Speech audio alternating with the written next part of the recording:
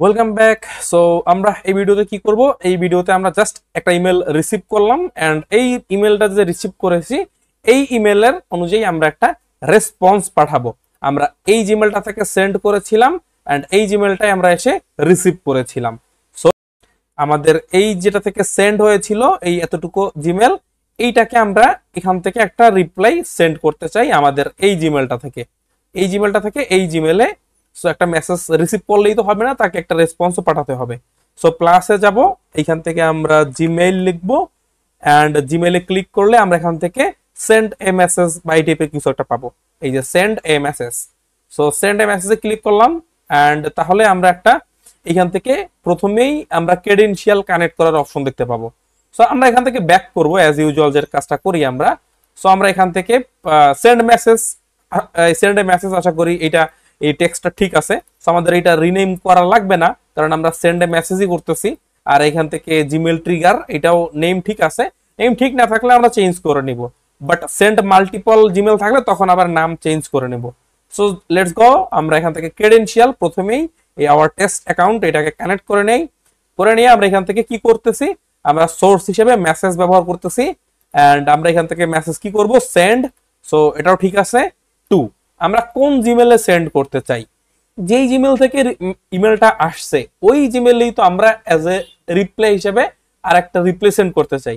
So আমরা এইটাকে এখান থেকে বসালে আমরা এখান থেকে এই যে একটু বিস্তারিত জিনিসপত্র দেখতে পাচ্ছি যে এইটা আসলে কোনো জিমেল না, জিমেল এই যে ভিতরের এতটুকু, বাট আমাদের এটা কি করতেছে, এই যে পুরো নাম সহ পুরোটা দিয়ে দিচ্ছে।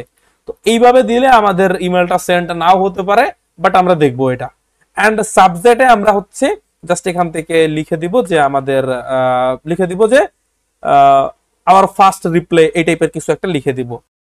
জাস্ট আমরা কি করলাম, এখান থেকে এই সাবজেক্টে দিয়ে দিলাম রিপ্লাই মেসেজ এন্ড তারপরে এই যে ইমেল টাইপ কি হবে, HTML না, আমাদের দেব আমরা ডাইরেক্ট টেক্সট পাঠাবো। সো টেক্সট সিলেক্ট করে দিলাম, সিলেক্ট করে আমরা বলে দিলাম ইন্টারেস্টিং ফ্যাক্ট হচ্ছে এখান থেকে আমরা HTML পাঠাতে পারি, খুব সুন্দর সুন্দর ইমেল টেমপ্লেট ডিজাইন করে আমরা এখান থেকে সেন্ড করতে পারি, বাট ওইটা আমরা পরে দেখবো। প্রথমে হচ্ছে আমরা এখান থেকে টেক্সট সিলেক্ট করে দিলাম যে না টেক্সট পাঠাবো। মেসেজে আমরা কি পাঠাবো, hi thank you for sending email here, thank you for sending email, এই পর্যন্ত ফুল স্টপ হবে এন্ড এরপরে হচ্ছে here is our reply message. So এটা হচ্ছে আমাদের রিপ্লাই মেসেজ। জাস্ট আমরা একটা ওই আমাদের গ্রেটিং রিপ্লাই এর মতো একটা রিপ্লাই দিচ্ছি। আমরা এটাকে এক্সিকিউট করি।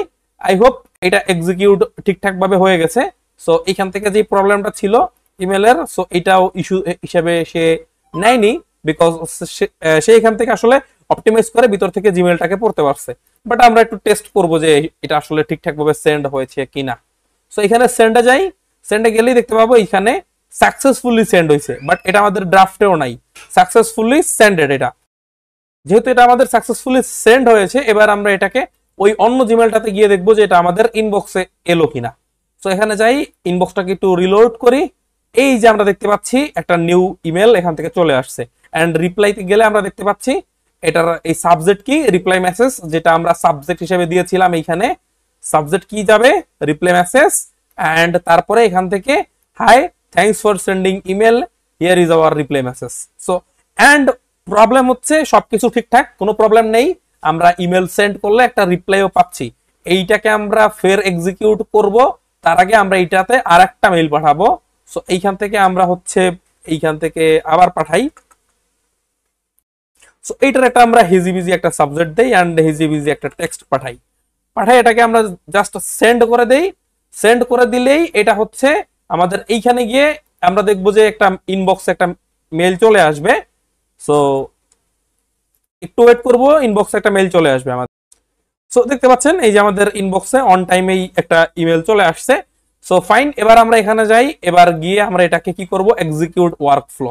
এক্সিকিউট ওয়ার্কফ্লো দিলে দেখবো যে আমরা একটা ওয়ার্কফ্লো এইখান থেকে নিউ ইমেলটাকে রিসিভ করছে। সে এই যে হিজিবিজি একটা টেক্সট দিয়েছিলাম ওইটাকে রিসিভ করছে, সে কিন্তু ওই যে আগের আমাদের রিড করা মেসেজটাকে আর রিসিভ করে নাই। আমরা এই টেবিলে গেলে দেখবো যে একটা রেসপন্স আছে আমাদের, এন্ড জেসনে গেলেও দেখবো আমাদের একটাই রেসপন্স।